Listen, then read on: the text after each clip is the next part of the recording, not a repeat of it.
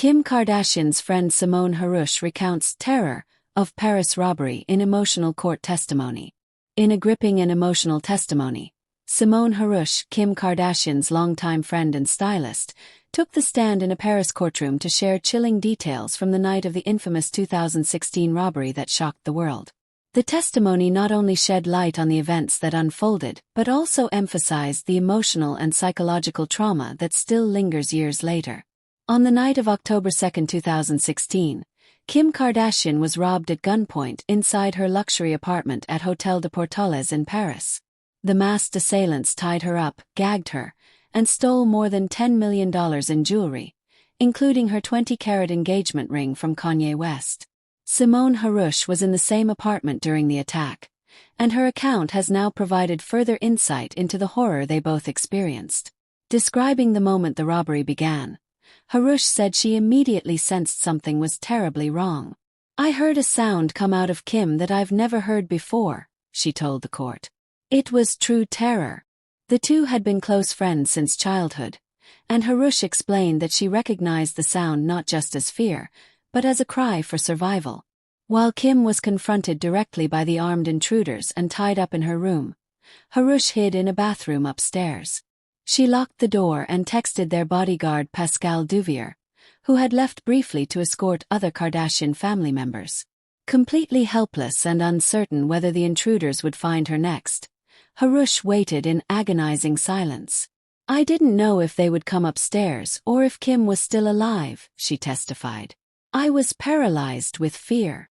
As the attack ended and the robbers fled, Harouche emerged and found Kim bound at her ankles and visibly shaken.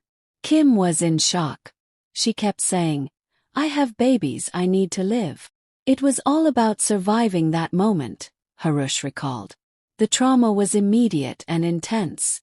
In the weeks and months that followed, both women grappled with post-traumatic stress.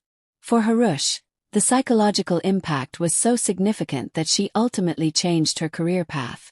Once a successful celebrity stylist who worked with stars like Miley Cyrus and Nicole Richie, Harouche transitioned to interior design, distancing herself from the spotlight. "I went to therapy, had PTSD. I didn't feel safe anymore. The experience changed my entire life," she said. But her testimony wasn't just about recounting fear. It was also a defense against narratives that have attempted to blame Kim Kardashian for the robbery, accusing her of flaunting her wealth and jewelry on social media. During the proceedings, a judge suggested that Kim's social media posts may have attracted the thieves. Harouche passionately rejected the notion. "Just because a woman wears jewelry, that doesn't make her a target," she argued. "That's like saying that because a woman wears a short skirt, she deserves to be raped." Her powerful response highlighted the importance of separating personal expression and appearance from blame. It served as a broader commentary on victim blaming, particularly when it involves women in the public eye. Kim Kardashian herself is expected to testify in the trial as well, and her emotional state continues to be a topic of public discussion. The robbery forced her to take a step back from public life and social media, and she has since been open about how it shifted her outlook on fame, safety, and materialism. Simone Harouche's brave testimony reaffirms the deep psychological scars that violent crimes can leave, not only on the victims but also on those close to them. Her experience, her fear, and her strength in confronting it publicly in court serve as a haunting reminder of the human side of celebrity life.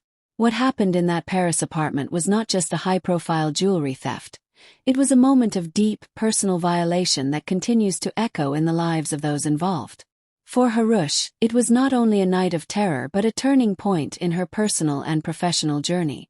As the trial continues, her words remain one of the most powerful and personal testaments to the emotional toll the robbery inflicted, reminding the world that behind the headlines are real women, real fear, and real trauma.